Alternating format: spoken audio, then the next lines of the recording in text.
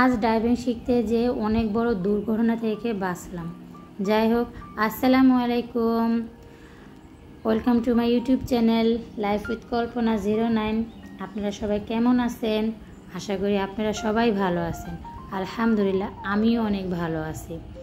আজকে ড্রাইভিং শেখার জন্য আমরা ঘরের সবাই বের হয়ে গেলাম। আজকে অনেক দিনের একটা ইচ্ছা পূরণ করতেই বের হলাম। যাই হোক, আজকে আমি ড্রাইভিং শিখবো। আমার হাজব্যান্ডের সাথে আমার অনেক দিন আগে থেকেই কথা হচ্ছিল, আমি ড্রাইভ করব। তো আমার ড্রাইভ করার ইচ্ছা ছিল প্রাইভেট কার।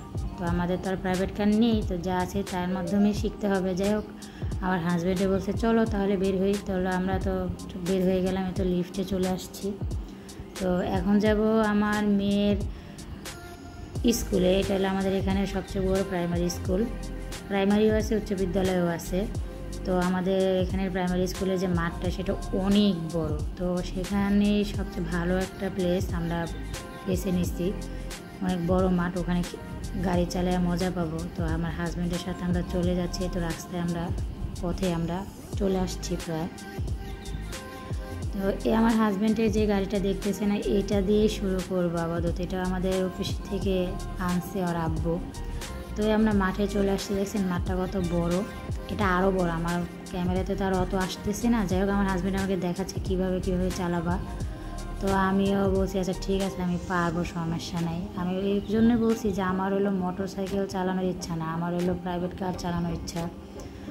তো আমার প্রাইভেট কার চালানোর ইচ্ছা ছিল, তো ওটা তো সম্ভব না, ওটা আমার সাধ্যের বাহিরে। তো আমি মোটরসাইকেল চালাতে পারতেছি এত সহজেই, কারণ আমি কিন্তু সাইকেল চালাতে পারি। আমি অনেক ছোটোকাল থেকেই সাইকেল শিখছি, আমার বাবা আমাকে শিখাইছে। আমি যখন ক্লাস 1-2-তে পড়ি তখনই আমি সাইকেল শিখে ফেলছি। জায়গায় তো মোটরসাইকেল চালাতে মানে এত বড় একটা দুর্ঘটনা ঘটবে আমার সাথে আমি জীবনেও কল্পনা করতে পারি না। আমি প্রচণ্ড পরিমাণ ভয় পাইছি, যেহেতু আমার ফার্স্ট টাইম ছিল এটা। এখানে এসে আমি এরকমভাবে একটা স্লিপ কাটছি, মানে মূলত আমার হাত থেকে কন্ট্রোল হারিয়ে গেছে। তারপর আমি স্লিপ কাটার পর আমি কীভাবে যে গাড়িটা কন্ট্রোল করছি, আমার নতুন হয়। আমার তো মানে আমার হাজব্যান্ড তো মনে করছে আমি এখানে পড়ে যাব, গাড়ি আমার উপরে থাকবে, আমি গাড়ির নিচে থাকবো। কিন্তু না, আল্লাহর রহমতে আমি যথেষ্ট পরিমাণ কন্ট্রোল করছি, সব মনোবল আমার শক্ত ছিল।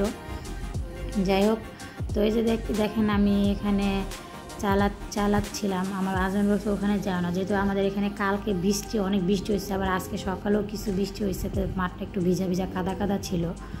তো এই কারণে হয়তো এরকম একটা দুর্ঘটনা আমার সাথে ঘটে গেছে। যাই হোক, এটা কোনো ব্যাপার না, গাড়ি চালানো শিখলে তো একটু দুর্ঘটনা ঘটবে, এটা কোনো ব্যাপার না। আমি যখন নতুন সাইকেল চালানো শিখছি তখন কত পড়ছি, হাত পা সব কাটছে। যাই হোক, তো চালাতে মানে এখানে ট্রেন করতে আমার হাজব্যান্ডে বলছে তো চলো, সন্ধ্যা হয়ে গেছে, বাসায় যাই। তা আমি বলছি আচ্ছা ঠিক আছে চলো।